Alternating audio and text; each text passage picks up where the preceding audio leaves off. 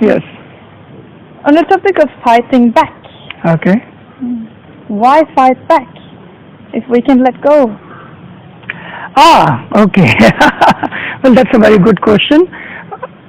Fighting back is not about that fighting back necessarily you get into the fights and struggle with the world. And letting go is not only that you just let go because you can't fight back. So you have to understand this difference. Letting go, a true letting go only can happen when you can fight back but you choose to let go. Mm-hmm. Okay. And fight back also means that you are not fighting back against the world, but fight back to save yourself, protect yourself, and stand yourself up is basically to gain your strength, and not to giving defeat to somebody else, but to gaining the strength in the self. Right? And this strength, once you will gain, you would be able to let go also, because you would know that I can fight back, but I don't need to. Right?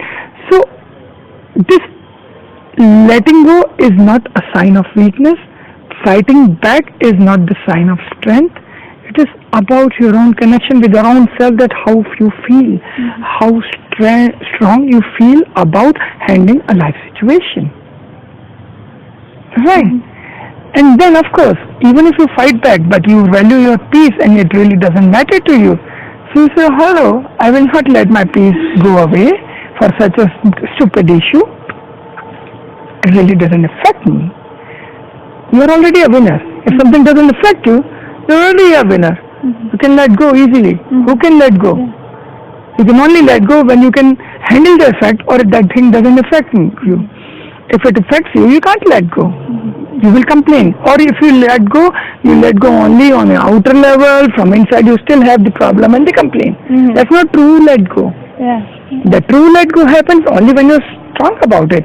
When you are unaffected, or when you know that, yeah, I let go of this thing because I want to not disturb this thing, or I want to gain this. So that's fine. It's clarity, it's not confusion, it's not weakness, it's a strength. And that let go is true. Similarly, in fighting back is not about you fighting against the world, or you want to give defeat to somebody. You just want to save yourself from the feeling of victimization, from this victim feeling, or from this inner defeat. You want to gain the strength. You want to know that, yeah, you are strong enough. And if something has happened or something has pushed you to fall back, you can come back. So it's not more about fighting back, it's about coming back. It's about recovery. It's about your resilience, that you stand up and you walk again. And when you walk again, you walk stronger than before. And every time you walk much, much, much stronger than before. Right? So in the fighting back, you're actually, in one situation you fight back, but you fight back like inside you, just to gain the strength. You gain the strength, and then you can also let go, and then you actually do both in one situation. Right? But you do it only when you are strong enough from inside. When you are not feeling, I am defeated, so I let go. That's not letting go. You just let it go and push it under the carpet and forget it. It's like it's still inside you. As long as you know that you can fight back. I have the strength to fight back. And then you say, I don't really care for it. It's okay. Then it's I can generate it again, or I can do it. Good. Alright, let's see what next is. This one. On the topic of being fearless. What's the difference between being fearless and being stupid? Oh, well, fearlessness is an attitude. It's a way of life. How your mind impacts you in a matter of fear or fearlessness. That's basically we talk about fearlessness. That are you excited about the unknown, or are you feeling fearful about the unknown? Because most of the known things, you are like, Either you fear or you don't fear. But how will you recognize that? How what your mind says? How is your mental pattern? So your mental pattern is recognized by checking it out when it comes to deal with the unknown. Anything unknown. You see? So is unknown excites you? Is new excites you? Or it gives you the fear, it gives you the insecurity, it gives you a doubt. That will tell you about your mental pattern, about what is your inner mental habit. Right? If new excites you, then you know that you are mentally strong. Okay? So fear of unknown is the biggest fear for normally everyone, and then fear of death. But if you don't have this fear, that means your mental pattern is you are not fearful, right? You are normally fearless, and whenever something comes, you try to see with your intelligence, with your awareness, with your understanding that let me see what it is, and then we'll find a solution. We'll see how much to do it, right? So that is fearlessness. You have to live fearless in your life, no matter how long you live, because when you are fearless, then only you are living. If you are living in fear, a constant fear or any kind of fear, you are just passing the time. You are not even living. You are not even realizing that how that day has gone. You are not happy that time, right? So you have to be fearless. Now, being stupid is something really different because that's illogical. For example, okay, I am fearless of height, so I'll go climb up to the 10th floor and I'll jump. That's not fearlessness. That's stupid because you are a human who is not supposed to jump from 10th floor because he cannot fly. That's not his capacity. That's not how you are designed. Right? Or okay, I don't fear the snake, so I'll go and play with the snakes. While you don't even know how to deal with snakes, it's stupidity. So it's basically trying to do something which you are not skilled for or eligible for with a physical limitation on the name of fearlessness is stupidity. Because if you are fearless and you want to fly, you may maybe do a gliding or you may do something else to arrange to compensate that skill of flying. You compensate that physical limitation. And then you are jumping off the 10 feet, maybe by parachute, maybe by harnessing, maybe do bungee jumping, and you are not fearful, you are fearless doing that. That's beautiful. Right? So, fearlessness does not compensate your skill of doing that thing. So fearless is more like it's a mental attitude, it's a mental thing. But the practical things are practical things. The physical, I can't do it. Can you physically do it? Mentally is different. Mentally is different. Stupid and fearlessness. Yes. Great, thank you.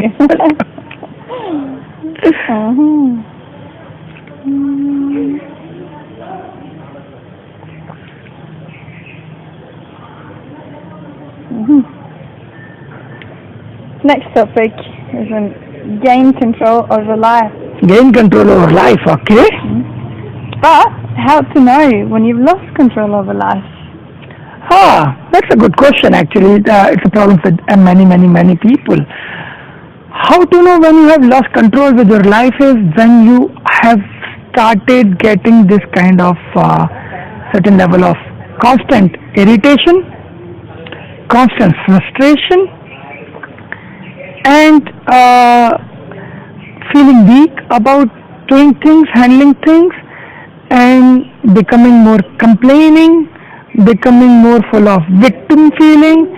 All these are the points when you are losing the control and you are gaining anxiety, gaining imbalances, gaining losing the grounding, not being able to feel happy or not being able to enjoy the simple situations in life, the small things in life. Those are the points where you will know that you are losing the control or connect with your life. Right? Because when you are connected with your life, you gain grounding. You gain stability. You feel home. You know, you're home everywhere you are. You can enjoy the little things. You can appreciate the beauty around. Beauty in you. Beauty in everybody you speak. Beauty in the place around. You can feel satisfied, feel happy in your normal routine life. You know, whatever you do, even you don't do something very significant per se, but you live the day. You live the day beautifully. You live the day with a positive energy. You live the day with your happiness and joy and peace and thankfulness and gratitude. Then you are connected with life.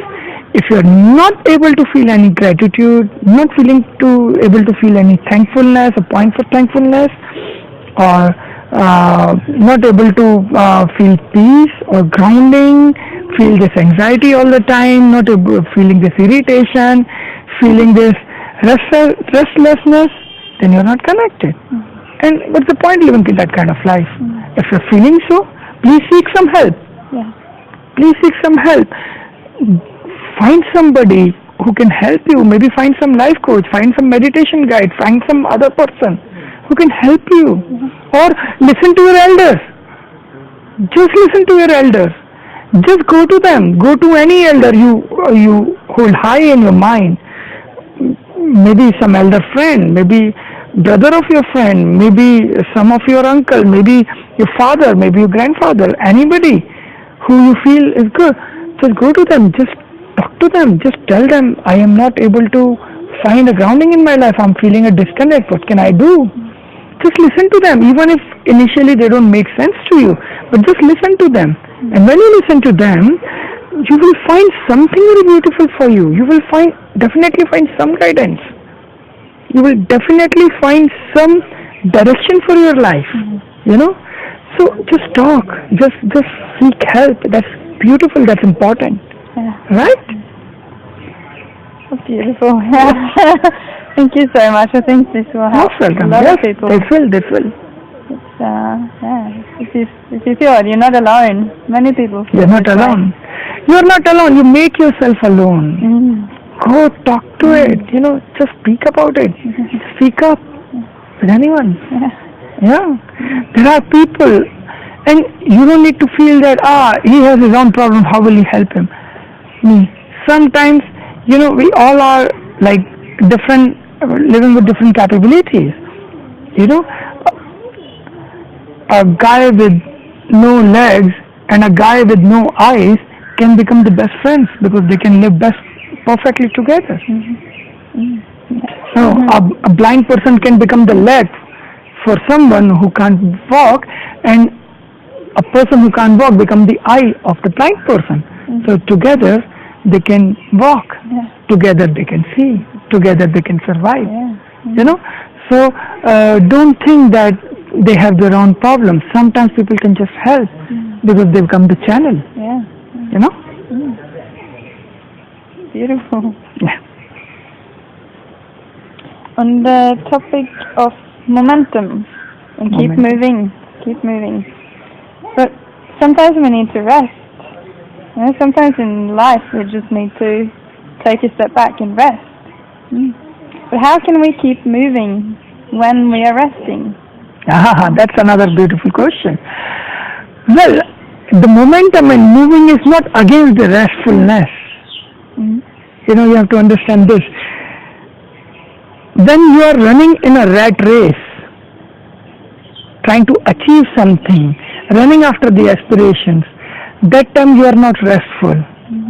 Okay, so of course it will bring anxiety because you are just focusing your entire life onto only your aspirations, but you are trying that time kind of ignoring your soul or your soul needs or your inner peace or restfulness. Right?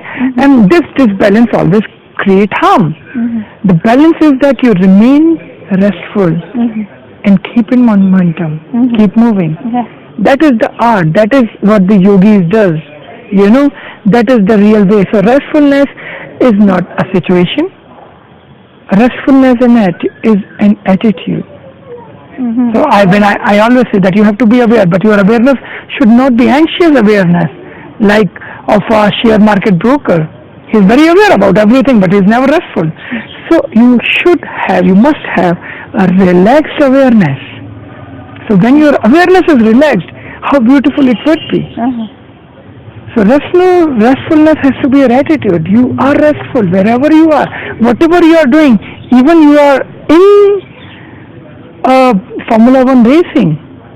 You're driving a Ferrari in a Formula One race, a Grand Prix, but you're restful. That's the basic concept behind the martial art. You're fighting, but inside you're restful. You're aware, you're calm, you're stable, you're grounded. That's how a samurai is trained. You understand? Yeah. And that is what it is. That is the key. To be restful inside and to be alive, to be flowing, to be doing all the things life is offering you, to take in all the opportunities. So flowering outside, remaining restful inside, holding the ground is what is the balance, and that is what you need to be. That's just like this tree. The more it is growing above, the more it is, the double it is growing below the earth, holding the ground. That ground is his restfulness, and this is his momentum. Similarly, our life should be. Another great picture. Same like we do with the flow meditation. With the flow. Sometimes the flow is going fast, right? In the rapid, it's going fast. And then after it becomes calm. It is calm because it has more space to. Right. And then it comes fast again. And fast again. But it doesn't feel anxious. It keeps moving. It doesn't feel anxious. It knows that the life is designed such way that sometimes there are pressure times where you need to be more physically active. And sometimes you will get those lazy days when you can just hang out. But the thing is, inside, you cross through both the days in a similar manner with your flow, with your trust, with your ease of being in this life. And that is where the self-connection works. When you're connected with your life, when you're connected with your own self, when you're aware about yourself with the physical, mental, emotional and spiritual manner, you feel that, there is an ease, a flow to be in this life. Right? And that's what gives you strength to be in the momentum, also in the pressure situation, and feeling relaxed inside that, I know it's a pressure time, but I know once this is done, I would have enough time, and I am actually doing something fruitful for myself, for my life, or for others, so that's fine.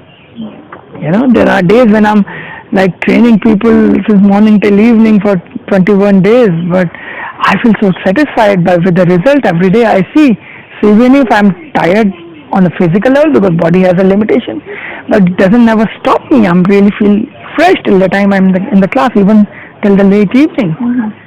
Right? Because that restfulness is your rooting, which gives you that energy to flower up outside, to reach out, to share, to do. See? Beautiful. And okay, 2 last questions. One from a friend of mine. It could be from anyone. I think many people is looking for the answer to this question. And it is, when does love come to me? Which love? When does love come to me? When does love come to you? Well, it's not a very good situation that a person has to ask this question. Divine or life makes everybody full of love, full of joy, full of peace. We lose that. We try to find it outside. And then we wait for somebody to come and give you all that fulfillment of love which you need, without really telling that person that, hey, before coming to me, become aware. I need this much of quantity of love in this manner to be supplied to me at this time.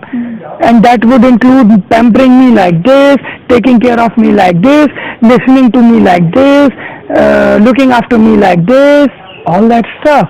The hell lot of situations, of norms, of do's and don'ts in the mind about love. that this is what I want my love, this is how I want my love, and if I don't get it, I won't feel satisfied.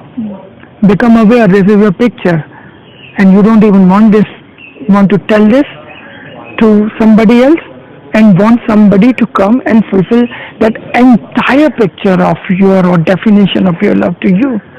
How is that possible? What are you doing? Are you able to do the same thing for somebody else? Everybody is having that kind of picture in their mind, and nobody tells it. Nobody recognizes it. Nobody talks about it. Think that, what do you mean by this? When does love come to you? What do you mean by that? What kind of love do you need? How much you need? And what would it include? Right? If you know it, you will come to realization that how foolish are you in thinking like this? Because it doesn't happen, it doesn't exist. Because you can also not do it to others. You, as an aware person, that's the first rule of life, that what you want from life, start giving it. Can you give it? And believe me, if you can give it, or whatever you will give, similar or in fact something extra would come back to your life. Right? Because you are your magnet.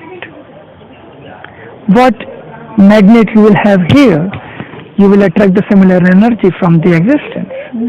So what you need in life, start giving it. Whatever way you need it, start giving it that way. And you will know that there's a magic. It's mysterious and it happens. There's no exception to it. What you need, start giving. It will come back to you.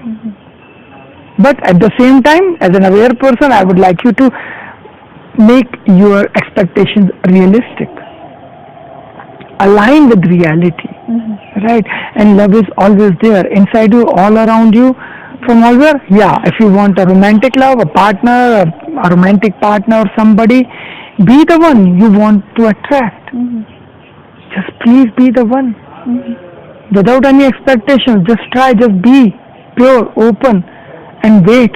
That person will appear. But do we need a person? Like what I discovered in your course, one of the biggest things that I discovered was that, whoa, after one of the meditations we did, I discovered that, wow, I can just be in love.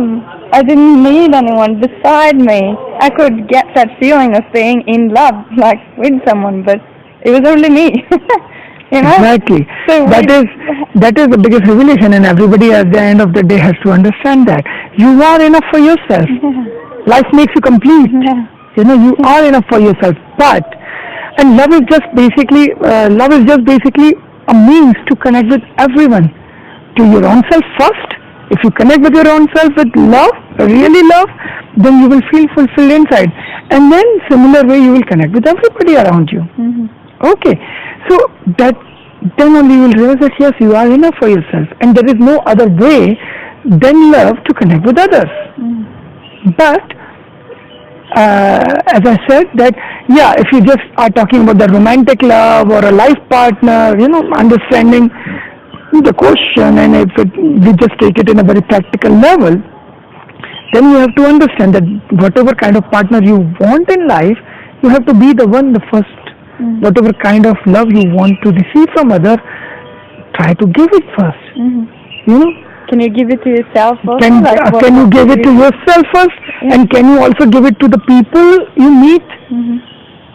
If you want that your lover should never speak in strong words with you, and he should always be very loving and caring no matter what, and he should never complain about you, and should just be very patient, very loving no matter what. Are you that with your own self and with others? It's simple. Whatever you want in life, produce that energy. You are your own magnet. You will attract it back. It's simple. Try it. Yeah. It comes. Be what you want. And be what you want. Yeah. And last one.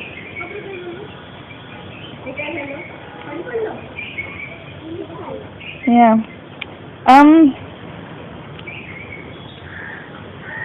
How to find the gut feeling? I'll rephrase the question. It's There's a question from a friend of mine. Yeah. And she's saying, I wonder how I can find the gut feeling. I'm always struggling to disconnect the mind in when I have to make decisions, and I want to follow my gut feeling. Do you have any tips on that? Yes, it's a good question. Well, first, once you become aware more and more in your life, your gut feeling becomes more and more clear to you. And when you aware in general, the walk on the path of self-discovery, self-growth, feel more connection with your own self, and that's what we actually learn in our meditation trainings. But also for everyone, for general people, it's aligning your inner energies to let you reveal your gut feeling or to feel more connection with yourself. So first of all, start taking decisions.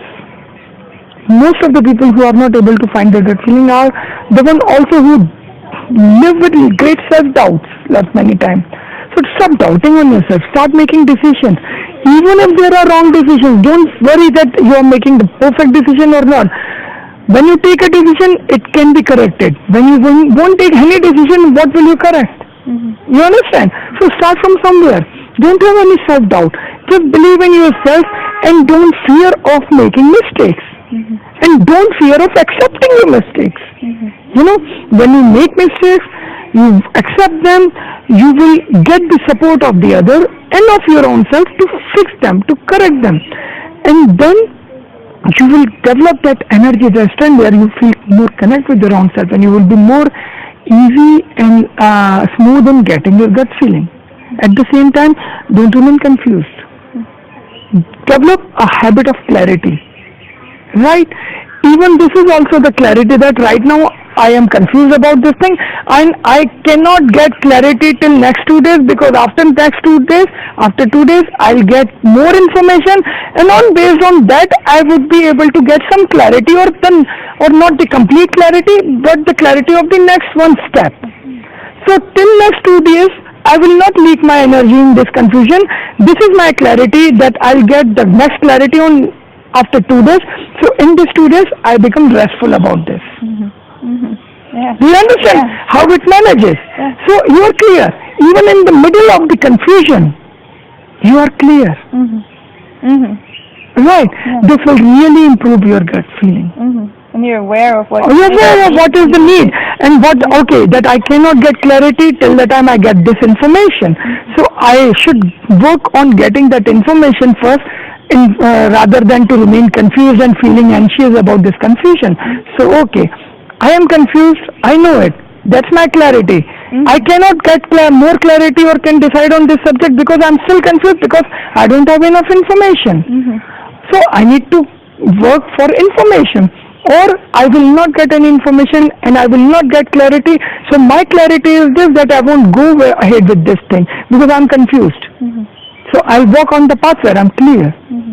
Right?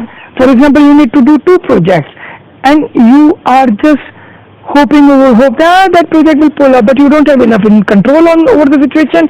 You have many dependencies on many situations, many people who also you are not sure whether they will be performing well or not. So it's like all confusion, all messed up, and then you have to make some commitment based on those dependencies which you are not clear about, so you are not sure whether you should go ahead or not, and you cannot have the clarity because till the time you see the performance of those people where you are depending, but you don't have that much of time that you wait to see the performance of those people. So it's actually a confusion and it will not be able to give you clarity. This is the clarity, that I will not get clarity of this situation in my required time limit. This is the clarity. So say, hello, I won't do it. That's not good, because it is keeping me so much vulnerable and so out of control that I'll be anxious the whole of the time, and I don't want that. I don't want to be anxious now. This is my clarity. Do you understand how you get clarity in the confusion? So get this clarity in the confusion that I don't want to be anxious, I don't want to be out of control and feeling frustrated and feeling angry with people, and I don't have any enmity with them, and if they won't perform, I will feel frustrated, I'll feel angry with them. I don't need to lose my control and my peace and my restfulness, so I'll not go ahead with this. Rather than I'll look for some other subject, or maybe I'll just take this time to just develop that skills and that strength of mind where I have less dependencies on others, so that next time I don't need to face the situation. So this is my clarity now. So I chose not to go in the path of the darkness and chose to follow the light, even if I have bigger greed there or desire there, but I'm not sure whether it's going to give me, because anything which you gain in this life, if it is coming on the cost of your peace, it's not worth it. Mm-hmm. Believe me. Mm-hmm. You have to learn to gain anything in this life with peace, without disturbing your peace. That's why in India, whenever we chant any mantra, any powerful mantra or a prayer which connects with the universe, we always put in the end, Om Shanti Shanti Shanti. Let everything come to me with peace. That is the most important thing we recognize here as a tradition. You understand? The force is to come. The force has to come, but has to come with peace. Right? So, this way you get clarity. So, develop this habit of getting clarity in life. Be clear. Don't be fearful of losing something, because this habit will give you enough gains in life. Don't worry about that. Right? And then you will be more peace, more peaceful, more connected with your own self, and will get more clarity with your gut feelings. So, gut feeling. And don't doubt yourself. Take decisions. Don't keep hanging. Right? Don't blame others if you are a failure. Take responsibility of failure. All these tips will help you improve your gut feeling. Right? But the gut feeling, we call it the gut feeling. Like, can you actually feel it in your gut? Like, is it different? Can you sort of hold an answer and say, like, do I feel this in my gut, or is this in my head? Can you actually feel the difference? Well, anatomically, this is also not the place of the mind. It's the brain or a head. So these are physical, anatomically placed situations or organs. But when we talk about feelings, it is more related with the energy system. It's different than your physical body. Yes. Right. So the gut feeling basically happens here with this at the solar plexus chakra. All right, which is one of the energy center, which basically gives us the power to manifest things. Right, it's sun energy. It's connected with sun. So it gives us the power of real knowledge and power to implement that knowledge into some practical manifestation. Right, so this power comes from this chakra. And the connection also comes from this chakra of our own self and with the world around us, because navel is the center where we process the prana energy, and we receive the prana energy from this world, from this physical world, from the environment, from the people, from the food, from breathing, all that stuff. So it's the physical world thing, right? So the gut feeling also works when you connect with the resources of this physical world around you. You are able to hold them together. You are able to use them in a way that it manifests what you aim to do. Right? Connect with nature and elements, but also people as resources, also other practical things which you need to for manifestation of that particular thing. Right? So it gives you enough knowledge and information and the power to manifest that knowledge into some real production. So you become productive from here. Right? So it's like this. So when we say gut feeling is basically that I'm not getting that gut feeling, or my gut feeling is that it won't happen. Is basically you're kind of understanding that you are not having enough resources of it, or situations are really not working for the manifestation, or yes, situations are working for manifestation even if I can't see them, but it will happen, don't worry, I'll go there and I'll do it. So when you don't have a gut feeling, you actually don't have enough clarity in the situation. But when you have the gut feeling, with the clarity is there. Clarity. Yeah, whether we should go for it or not. Yeah, to gain more clarity and gain more clarity. Feeling, yeah. Tell you. That's why I'm telling you, when your gut is improved and you're more connected to your solar plexus chakra, then you get more clarity. Or if you work on this habit of developing clarity in life and hating confusion in life, then it will help your gut or your gut feeling to improve, or your solar plexus chakra to improve. Right? So it works both ways. Yeah. Right? It would be great to live life only through gut feeling. Oh yeah, why not? Yeah. Yeah. Thank you so much. Yeah. Thank you. Great. All questions finished? Yeah. That's wonderful, huh? Yeah.